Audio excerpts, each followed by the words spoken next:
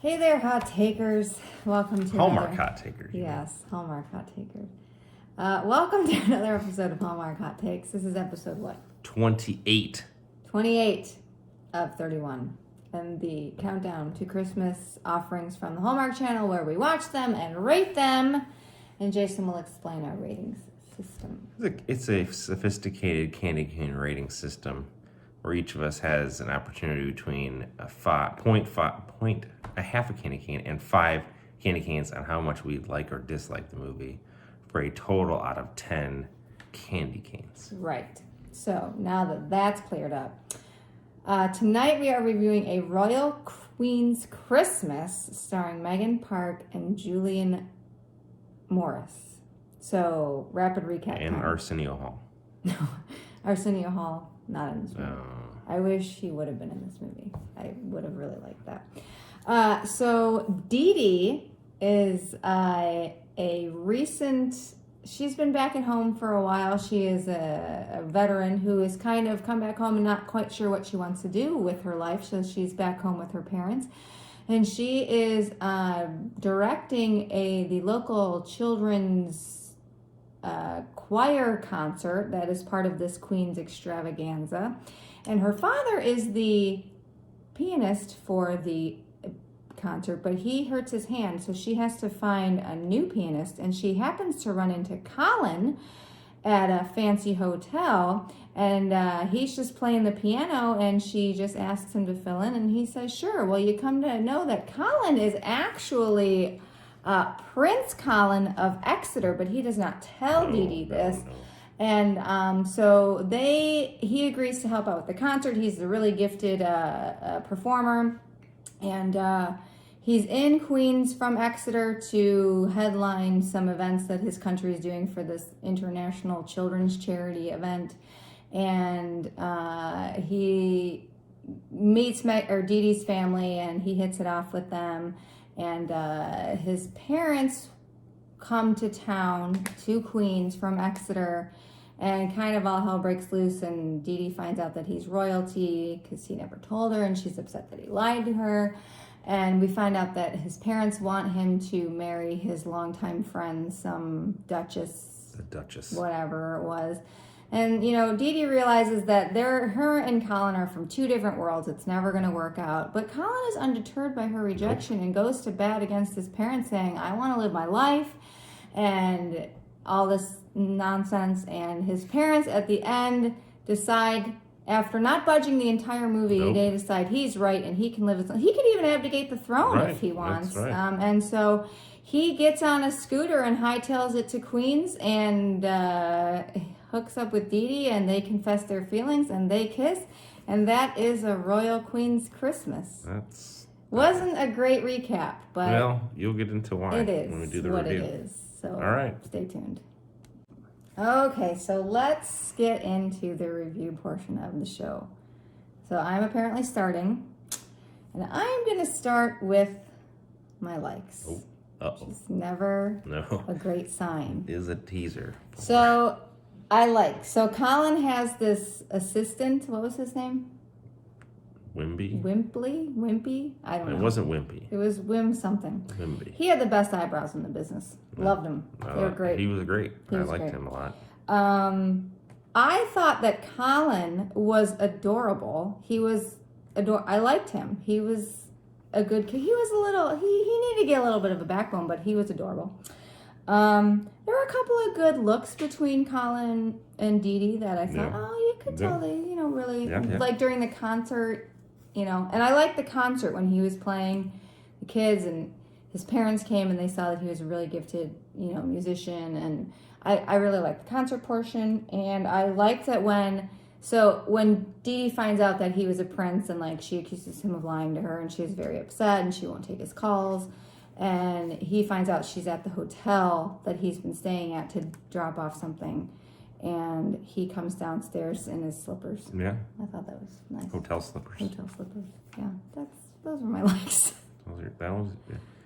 I like the bakery that was a front for other probably illegal activities. This is a very Italian family in Queens. So there was a lot of cannolis and just a lot. Goodfellas.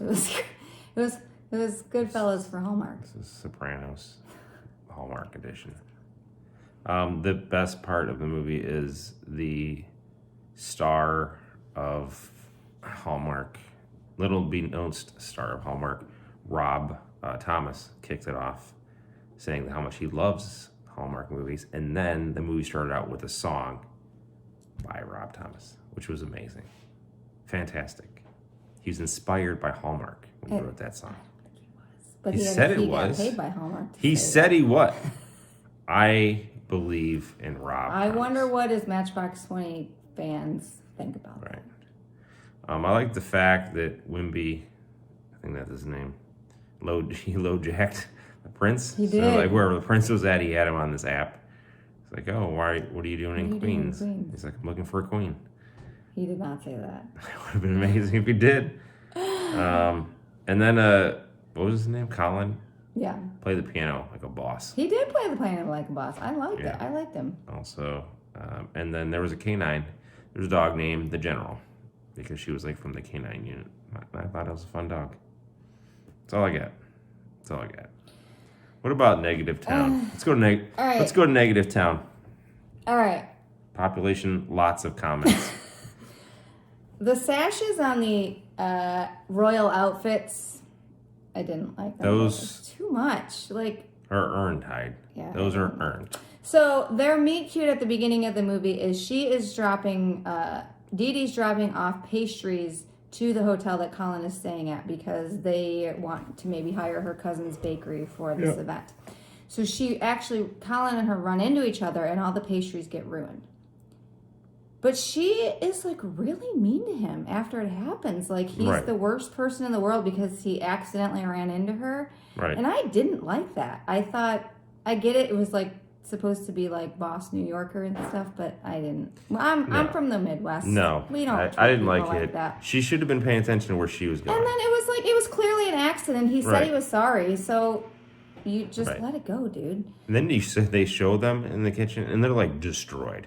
And there's like no way. There's no way that they happened. Kind of flipped upside down, but they were. It looked. They probably didn't look that good before going in. That's what they looked like. There was a lot of fish out of water stuff, so him never have been to New York before. But the stuff, and like he's never lived a normal life. But I've never dried a plate before. There was this scene where he was like, "So what do I do with the?" They were in her parents' kitchen after dinner, and he was helping with the dishes, and he's like, "So you take the towel and you rub the plate with it."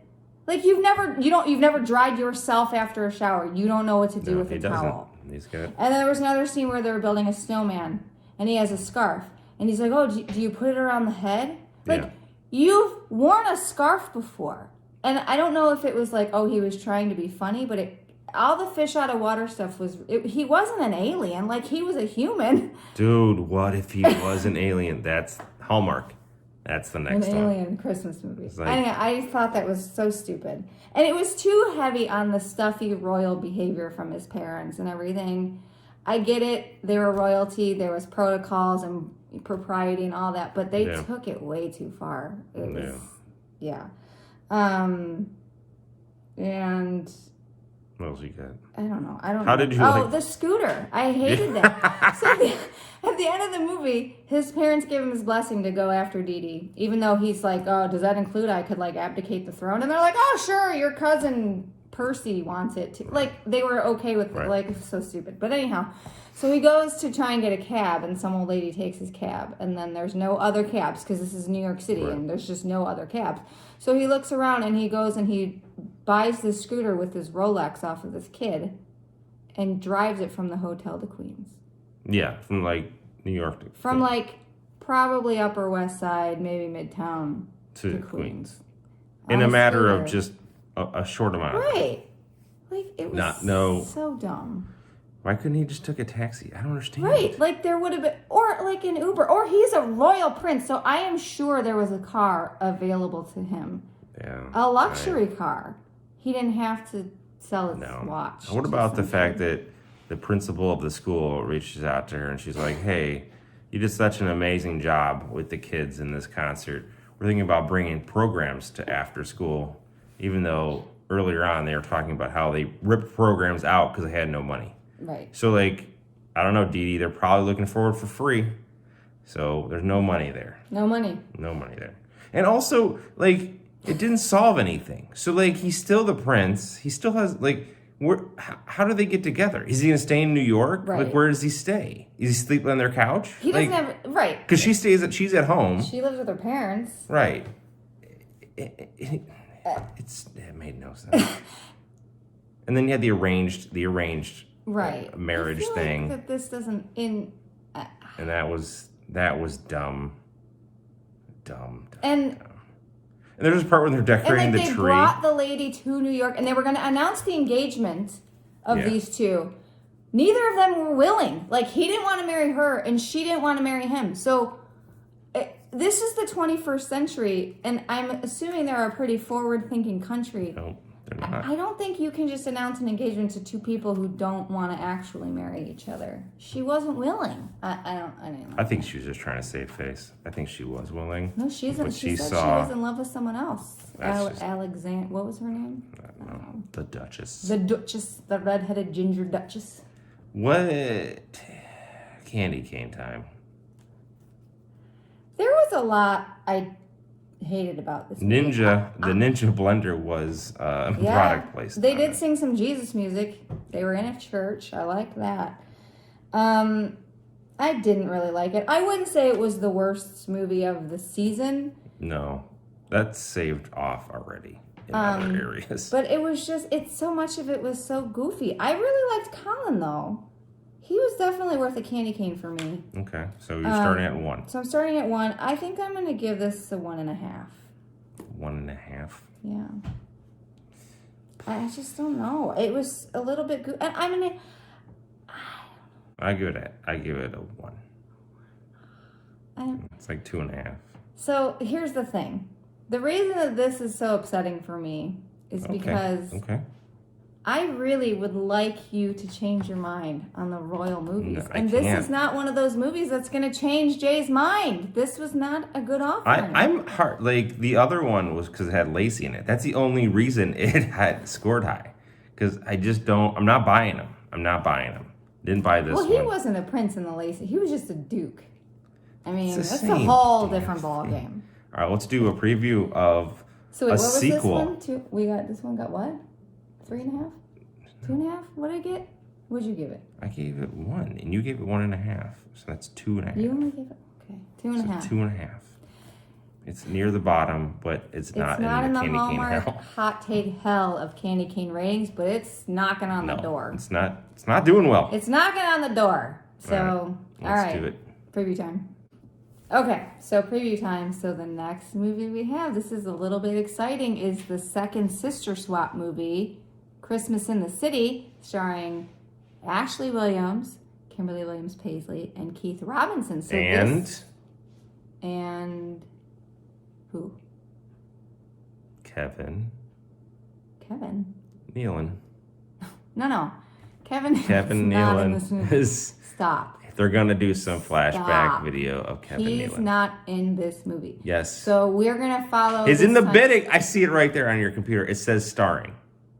And Kevin Nealon's on there. His name, everyone else's name is in bold, and then his is in non-bold because he's not really in this movie.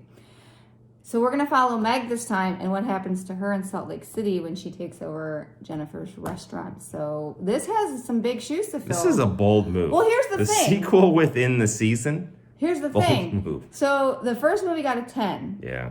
I mean, that's going to be hard to do. But we're so thirsty for something right now because we're coming off of 2 kind of trash movies. No, I had plenty to drink tonight. I'm not very thirsty. Okay, Jay. All right. Well, we'll see ya next time on this amazing station.